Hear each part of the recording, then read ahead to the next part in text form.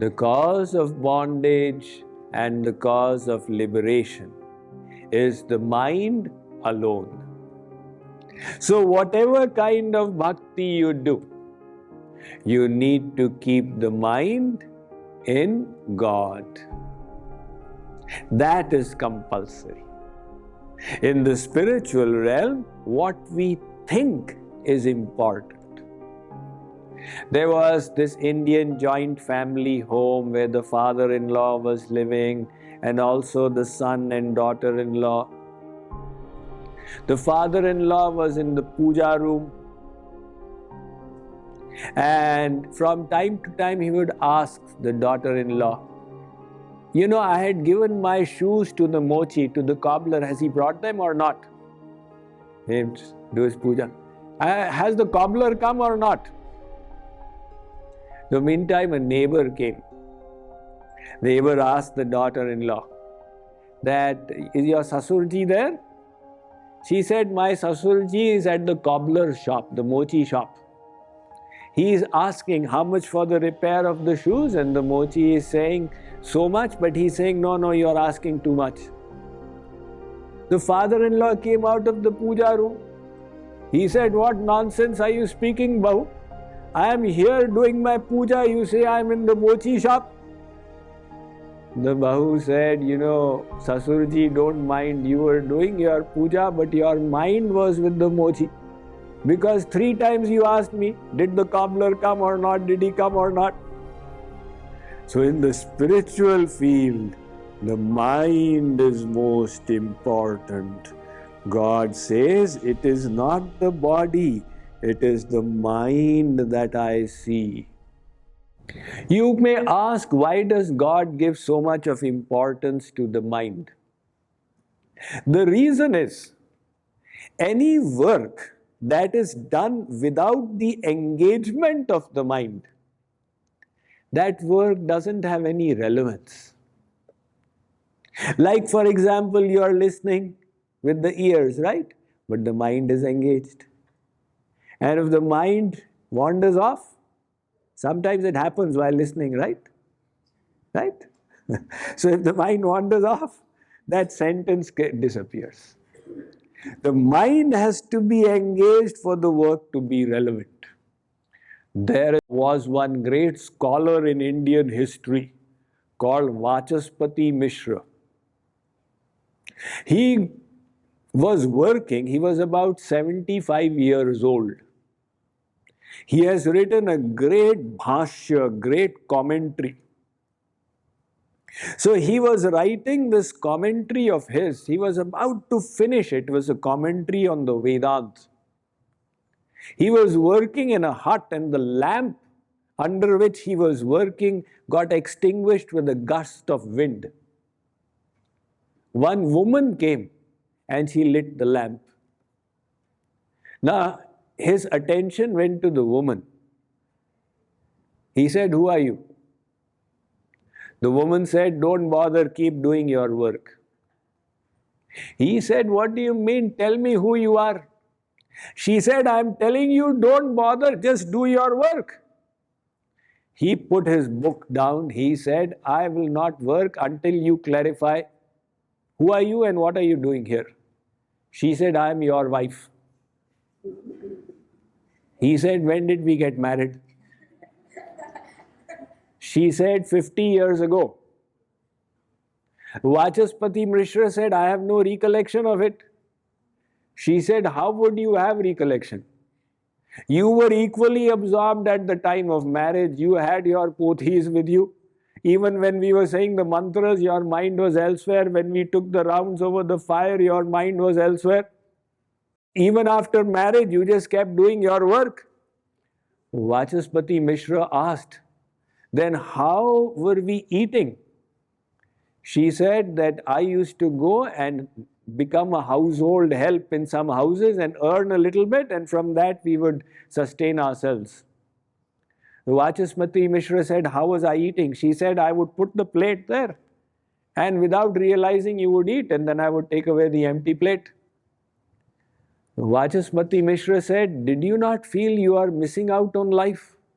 I am giving you no pleasure, I am just absorbed in this. The wife said, I thought my life is blessed. Because if I had been like anybody else, serving the husband and raising children like cats and dogs, my life would also have been animalistic. I am blessed to serve such a noble soul. Vacaspati Mishra said, this is unbelievable. I have written the Vedant Bhashya, but you have made it practical. He said, I just can't believe this. So he named that his commentary as Bhamati Bhashya. And Vacaspati Mishra is more known as the Bhamati Bhashyakar, as the one who wrote the Bhamati Bhashya. So now look, he was doing everything for 50 years, but he was having no recollection because his mind was elsewhere engaged. Similarly, if your mind is in the world and with the body you worship God, God says this will not do. I need your mind. You can carry on doing your worldly duties with the body, but keep the mind in me. That will be Karma Yoga. Man hari me, tan jagat me. But if you do the reverse, tan hari me, man jagat me, this will be not ordinary, it will be Mahan Agyan, gross ignorance. So that is why chanting the name, doing the kirtan is definitely the most powerful sadhana. But alongside with that, remember this one principle. Engage the mind in God. So Kripaluji Maharaj says, Keniyu bhakti karo. Whatever bhakti you do puja, do japa, do anything, kirtan, path, but remember, don't miss out this one bhakti, which is smaran, to engage the mind in God. So he then develops on this theme in the next verse, which will be the last verse for us in this retreat. He says, Ram Nam, everybody says is Satya. That is a tradition, at least in North India. When somebody dies, people take the dead body in a procession to the cremation ground, and everybody says, Ram Nam Satya hai, Ram Nam Satya hai, Satya Bolo Gatya hai. So they only say it, they don't mean it. Let us say, one father's son has died, and the dead body is being taken in that procession, saying Ram Nam Satya hai, Ram Nam Satya hai. What are they saying and why are they saying? They are saying the name of God is the truth. Because the son has died, now this knowledge is coming that, this son has passed away, tomorrow daughter could pass away, the wife could pass away. This world is not reliable, only Ram is reliable. But how deep is that knowledge?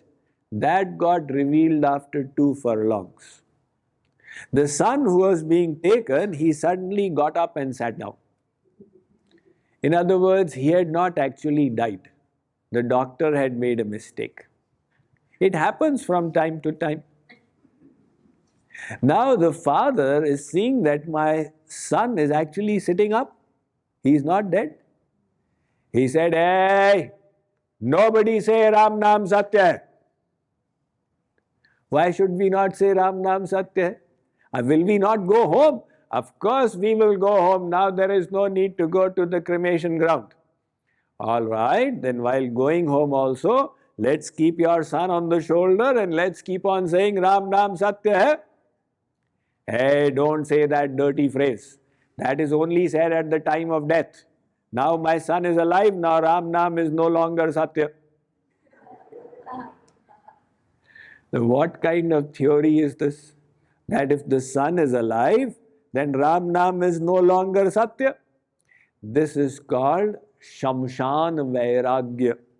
Shamshan Vairagya means when you go to the Shamshan, the cremation ground, you become Virakt. And moment you return from there, you leave the knowledge in the Shamshan. Again the Sansar is Satya. Then when somebody dies, then again Ram is Satya. Then when you return, then again Sansar is Satya. That is what Kripaluji Maharaj says, that look at these worldly people. What kind of knowledge they have.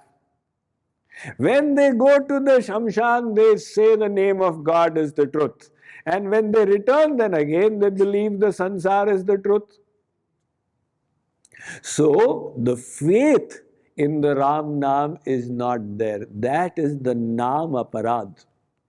Now, suppose a marriage ceremony is taking place. Suppose. And Mukundananda reaches there and starts saying, Ram Nam Satya hai, Ram Nam Satya hai. How will Babaji be received? Received, he'll get beaten up. And if Babaji says, what did I do? I was taking the name of Ram. People will say, such an auspicious moment. In this auspicious moment, you are saying a dirty phrase, Ram Nam Satya hai. So this Ram Nam Satya is a dirty phrase. Yes, it is only said at the time of death, not in a marriage ceremony. See, this is the astonishing thing. All day long you take so many names. It is not considered inauspicious. But if you say Ram Nam, it is considered inauspicious. You don't have to believe me. You go and try it out yourself. You must be having some Indian neighbor in your locality, right? You reach your neighbor's house and ring the bell. And when your neighbor opens the door, start saying, Ram Nam Satya hai, Ram Nam Satya hai. That neighbor will be shocked out of the wits. Arey Baba, what are you saying at my doorstep? No, you know, I went to this Mukundananda's lecture and he explained that the world is not the truth, God is the truth. And that is why I am saying it. The neighbor will say, it's all right, but don't say it with your mouth. Why? If it is the truth, then why should I not say it with my mouth? Arey, say it, but don't say like that, Ram Nam Satya hai. Say like this, my dear brothers and sisters, the name of Ram is the truth. Then I will have no tension. And supposing I say Ram Nam Satya, Ram Nam Satya, then what will happen? I am scared somebody will die inside my house. This is your faith in Ram Nam, that you think if we say Ram Nam Satya, somebody will die. Otherwise, you are taking the names of friends and relatives and neighbors and everybody, nobody dies. But towards Ram Nam, the sentiment is that if we say Ram Nam, somebody will die. Now say, how many parents will there be? Indian parents. If their child is in the bedroom, sleeping on the bed, they can lift the bed and saying Ram Nam Satya, Ram Nam Satya, bring the bed to the drawing room. Swamiji, mera hriday to dhak dhak ho jayega, I can't do it. That means, as yet, we don't have the sentiment towards the Ram Nam. We don't believe that it is non-different from Ram and Ram is sitting inside. So, what we are doing is just a ritual. We do the external bhakti and we don't engage the mind. So, the external bhakti becomes elaborate. Now, let us say at your home it is your child's marriage. So, for the marriage, people keep the Satyanarayan Katha. And for the Katha, you have called Panditji home. The Panditji has given a list of samagri for the puja. Where you must have karpur, you must have supari, you must have agarbatti, and you must have kapda, etc. Now, I am giving an example from the Indian scenario. So you went now to the cloth shop. Arey bhai dukandar, show me the best cloth you have in your shop. It is my son's wedding. I have to make a safari suit for him. This will not come again and again. Show me the best one. So the dukandar, shopkeeper thought, I have got a good customer here. He said, Sahab, dekhiye, this is 1,000 rupees meter. This one is 2,000. This is 5,000 rupees meter. So you said, yes, this is fine. Give me 6 meters. He cut it and gave it to you. Now while going back, you remember, oh ho, dukandar, I forgot. Pandit ji said you need 1 meter cloth more for puja. So give me 1 more meter cloth. So the shopkeeper said, should I cut it from the same bundle? No. I want puja ka kapda for Bhagavan. The shopkeeper says, is this not good enough for Bhagavan? You need some superior variety? Arey pagal, what kind of dukandar are you? Don't you know what kapda we use for puja? The thinnest one. It has to be white or red. It is called tool. It is 50 rupees meter. The dukandar says, Sahab, for your son you have got 5,000 rupee meter kapda. And for God you have got 50 rupees meter. Arey bhai, God does not wear. I just have to fulfill Pandit ji's list. For all I know, maybe God roams around without clothes. This is our sentiment towards Bhagavan. It doesn't even match our sentiment towards the child. It is external. Now we went to the next shop, grocer's shop. Suno bhai, pansari, give me 1 chatak supari. So the shopkeeper is taking out the nice big ones. No, not this one. Give me the puja supari. What is the puja supari? Is it a special brand that comes from Golok? Puja supari is that which human beings cannot eat. You know, it is dry, small. So the dukandar keeps it separate. Some puja wala will come, I will give it to him. So in 1 chatak, he'll get 20, 30 and all the Devi Devtas will get satisfied. That is the kind of jokery we do. So, Kripaluji Maharaj is saying that, look, this will not do. You cannot cheat God. You can cheat the world, but God is sitting inside. So if you say, all right, I'll apply a tikram with God. What is a tikram? One man was taking his boat on the river. Now the boat got caught in the storm. So this man was fearful of his death. He started praying, oh Shri Krishna, I am going to die today. If you save me, I will sell off my house and give all the proceeds to the Radha Krishna temple. Now it seems that Shri Krishna heard or whatever, the storm subsided and he was saved. He started thinking, I had given my word. I will sell the house and I'll give the proceeds to the Radha Krishna temple. Now how? House is worth 1 million. So he put out an advertisement. My house is on sale for $1. But whoever buys the house will have to buy my cat alongside with it. And the cat is $999,099. So now the house is sold for $1. He will give $1 to the Radha Krishna temple. God says, you think I am a fool?